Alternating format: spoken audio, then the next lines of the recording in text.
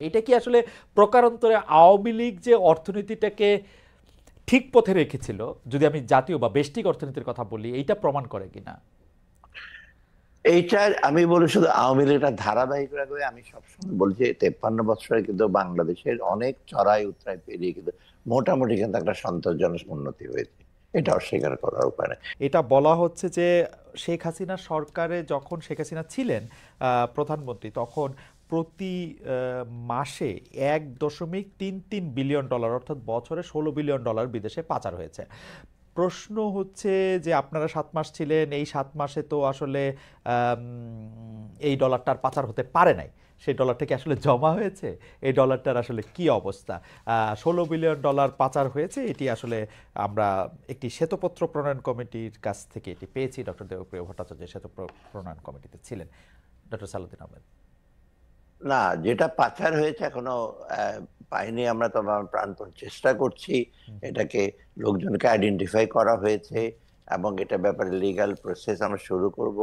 আন্তর্জাতিক বিভিন্ন ইস্যু, বিশেষ করে ব্রিটেনের একটা টিম বাংলাদেশ ব্যাংকে আসছে, ওরা টেকনিক্যাল অ্যাসিস্ট্যান্স দেবে। আর মোটামুটি কাজ এবং মিউচুয়াল লিগ্যাল অ্যাসিস্ট্যান্স কি হবে সেটা নিয়ে আমরা গত সপ্তাহে প্রধান উপদেষ্টার সাথে ওনাকে আমরা ব্রিফ করেছি সমস্তটা।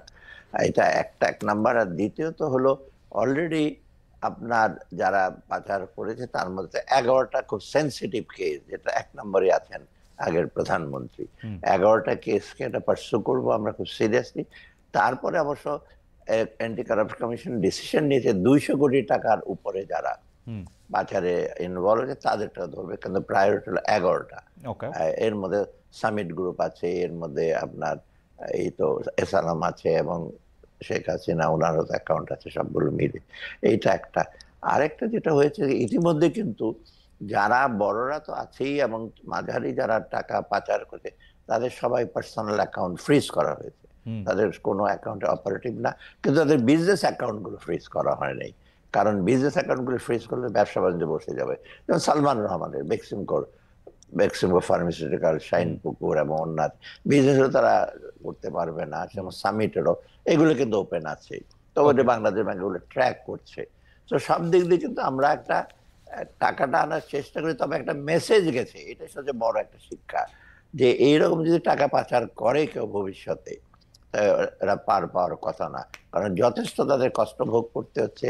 কারণ অ্যাকাউন্ট ফ্রিজ করার মতো জয়েন্ট অ্যাকাউন্ট আছে ওয়াইফের সাথে, সেগুলো বন্ধ। কারণ আমাদের কাছে বহু রিকোয়েস্ট আছে, ছেড়ে দেন, আমার ওয়াইফের কষ্ট হচ্ছে। না, এটা ইন্টারেস্টিং। কিন্তু আমি আমি আরেকটা জিনিস একটু জানতে চাই, যে যদি এই 7 মাস টাকা পাচার বন্ধ থাকে, অর্থাৎ এই 7 মাসে ওই হিসাবে $9.31 বিলিয়ন বাড়তি জমে যাওয়ার কথা, এটা কি আসলে আমরা এরকম সরল অঙ্ক করতে পারবো, যেহেতু পাচার হয় না না সেহেতু না আমার কাছে? না, স্মরণ করে, কারণ এখন হয়েছে কি জানে, যেটা পাচার হয়ে গেছে সেটাতে কিন্তু চলে গেছে এবং আপনি দেখবেন রিজার্ভ যায় 42 বিলিয়ন থেকে কত নেমে আসছে। কিছু বিক্রি করছে, তারপর এখন 20-এর মধ্যে আমরা কোন রকমে রাখছি। অতএব দেশ এই বিদেশিটা আইসে পাচ্ছি না। আর দেশের যেটা টাকা থাকার কথা, মানে যে ওরা যে কিছু পাচার হয়েছে দেশে, সব টাকাই কিন্তু সব পাচারে চলে গেছে। যেমন এক্সাম্পল, একটা ব্যাংকের চেয়ারম্যান প্রায় 60% টাকা সব নিয়ে চলে গেছে, আরেকটাতে প্রায় 50%। তারপর সালমান তো ধার করে করে 50,000 কোটি টাকা নিয়ে গেছে। আবার এই টাকাগুলো এখন ডিফিকাল্ট কোথায় আছে হদিস, বিশেষ করে তাদের সাঙ্গপাঙ্গ এটা হয়েছে কি, এগুলো ডিস্ট্রিবিউটেড হয়ে গেছে, এটা কিন্তু মেইন স্ট্রিমে আসছে না, ওকে, বুঝতে হয়তো পারছি। বাড়িতে রেখে বুঝতে দিচ্ছে। পারছি, কিন্তু এটা এটা আমাদের পাচার বন্ধ হয়েছে, তাহলে রিজার্ভ বাড়ছে না কেন? না, রিজার্ভ বাড়ছে না কারণ পাচার বন্ধ হয়েছে। এখন রিজার্ভ আগে যেটা পাচার হতো, মানে যেটা এডিশনাল, সেই এডিশনাল টাকাটা আগে আলাদা, সেহেতু আগেও যে খুব বেশি যোগ হতো তা না। অতএব তখন থেকে কিন্তু রিজার্ভ আর বাড়েই নাই, রিজার্ভটা মেইনলি বেড়েছে আমাদের দেশে রেমিটেন্স আর এক্সপোর্ট, এই দুটো যেটা আমরা দেখি ইসে করি, যেটা কারেন্ট কারেন্ট অ্যাকাউন্ট ব্যালেন্স সেখানে বেড়েছে। আর ইনভেস্টমেন্ট যেটা balance of payment financial account, সেটা কিন্তু নেগেটিভ ছিল সব বেশিরভাগ। অতএব ইনভেস্টমেন্ট হয় নাই, এই টাকাটা যারা বাইরে অনেক, এবং এই টাকাটা তো ফাইন্যান্সিয়াল ইস্যুতে আসে না মেইন স্ট্রিমে। এটা আপনার, এটাকে আমরা বলি যে সেকেন্ড টিয়ার ইকোনমি চলছে, ব্যবসা বাণিজ্য কিন্তু চলেছে ওকে। ভেতরে ভেতরে, ওদের ওদের ব্যবসা, যেটা আমরা বলি কালো ব্ল্যাক ইকোনমি, ওখানে চলছে। এখন এই টাকাটা তো ব্ল্যাক ইকোনমিটা বন্ধ হয়েছে, এবং সেই টাকাটা তো আমরা ট্রেস করা ডিফিকাল্ট হচ্ছে কোথায় চলে গেছে টাকাটা। এই জন্য আপনি দেখবেন ব্যবসা বাণিজ্যের কিন্তু মন্থরগতি আসছে। শুধু ব্যাংকের টাকা দিয়ে তো, ঋণ দিয়ে তো ওই ব্যবসা বাণিজ্য চলতো না, চলতো বেশিরভাগ ওদের ব্ল্যাক ইকোনমি, ওই টাকাটা দিয়ে অনেক ব্যবসা বাণিজ্য চলতো। ওকে, এটা কি আসলে প্রকারান্তরে আওয়ামী লীগ যে অর্থনীতিটাকে ঠিক পথে রেখেছিল, যদি আমি জাতীয় বা বেষ্টিক অর্থনীতির কথা বলি, এইটা প্রমাণ করে কিনা? এইটা আমি বলি শুধু আওয়ামী লীগের ধারাবাহিক রাখবে। আমি সবসময় বলছি 53 বছরে কিন্তু বাংলাদেশের অনেক চড়াই উতরাই পেরিয়ে কিন্তু মোটামুটি কিন্তু একটা সন্তোষজনক উন্নতি হয়েছে, এটা অস্বীকার করার উপায় নেই। কিন্তু একটা পার্টিকুলার সরকারের জন্য না, এটা ধারাবাহিক ভাবে। এবং দোষটা অনেক সময় আসছে 15 বছরের জন্য। আমরা কিন্তু আরো যেটা আমরা বলি কাউন্টার ফ্যাকচুয়াল আর্গুমেন্ট, যে ওরা যদি 15 বছরে যদি একটু বেটার আরো পারফর্ম করতো, করাপশন না হতো, স্বজনপ্রীতি না হতো, বাংলাদেশে এতদিনে কিন্তু মিডল ইনকাম গিয়ে বরং আপার মিডল ইনকামের দিকে যেতে পারতো, সেটা হয় নাই। অতএব আমরা দেখেছি যে ম্যাক্রো ইস্যুতে, যেটা আপনি যেমন 3টা ইন্ডিকেটর, পার ক্যাপিটা ইনকাম বেড়েছে, অফকোর্স ইকোনমিক সাইজ বেড়েছে, ব্যবসা বাণিজ্য বেড়েছে, এক্সপোর্ট বেড়েছে, এসএমই খাতে বেড়েছে, তাই না? আর কৃষি তো আমাদের মোটামুটি ধারাবাহিক ভাবে ভালো করছে, শুধু বন্যা মানে ইসে ছাড়া।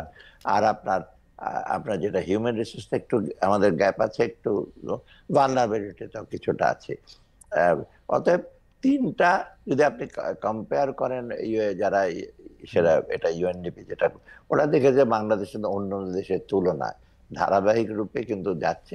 মাঝে মাঝে ইনফ্লেশন বাড়ছে, এখন এইবার যেমন ইনফ্লেশন বাড়ছে, কিন্তু পার্কে ক্যাপিটা কমে বা জিডিপি কমে যাচ্ছে বা ব্যবসা বাণিজ্যের পরিধি কমে যাচ্ছে, সেটা না, স্লোথ হচ্ছে। অতএব সেই দিকে বলবো ডেফিনেটলি আমাদের ম্যাক্রো ইকোনমিক যেটা সেটা আছে, সেটা মোটামুটি সে পর্যায়ে চলে। কিন্তু আর্থিক দিকে টাকা পয়সা চুরি গিয়ে, এটা আমি যেটা সবসময় খাদের কিনারে চলে আসছিলাম, আমরা ওটাকে স্টপ করেছি। অর্থাৎ এই দিক দিয়ে আপনি বলতে পারেন ইনডিরেক্টলি ওভার দ্য ইয়ার যেগুলো করেছে সেগুলো মোটামুটি কিন্তু আমাদেরকে একেবারে ধ্বংসের পথে নিয়ে যায়নি, কিন্তু আমাদেরকে অনেক ডিফিকাল্ট সিচুয়েশন নিয়েছে, যেটা আমাদের বাংলাদেশ কিন্তু আরো বিশেষ করে ম্যাক্রো ইকোনমিক সেক্টরে বা ওভারঅল এর সাথে মোটা দাগে ডেভেলপমেন্ট হয়েছে। ডেভেলপের ফলটা কিন্তু, ফ্রুটসটা কিন্তু সাধারণ মানুষ পায়নি। এটাই সবচেয়ে বড়। এই বৈষম্যের জায়গায় যেটা হয়েছে, আপনি রিলেটিভলি গরিব লোকেরা, তাদের কিন্তু সেরকম ভাবে তাদের আয় বাড়েনি। মুসলিমেও কিছু লোকে, আবার রিজিওনালও ডিসপ্যারিটি হয়েছে। আমরা এই মানে স্বাভাবিকভাবে একটা সোজা প্রশ্ন করলে, গরিব মানুষ কি এই আওয়ামী লীগ সরকার চলে যাওয়ার পরে তুলনামূলকভাবে ভালো বেশি আছে? এটা আমি বলছি, হ্যাঁ, খারাপ নাই, কিন্তু খারাপ নাই মানে আমি বলছি যে তারা যে সেটা ছিল, বরং তারা একটু একটু ইসে পাচ্ছে। তাদেরকে আমরা বলছি যে তোমরা ভবিষ্যতে তোমার স্কোপটা, উন্নয়নের ফলটা তোমাদের আরো বেশি পৌঁছাবে। এই জন্যই কিন্তু আমরা চেষ্টা করছি তাদের সোশ্যাল সেক্টর, তাদের জীবিকাটার উপর, শুধু পার ক্যাপিটা ইনকাম, শুধু জীবিকা না, এবং কোয়ালিটি অফ লাইফ, এটাকে বাড়াবার জন্য। এটা কিন্তু আমরা সচেষ্ট হচ্ছি বিভিন্ন জায়গায়।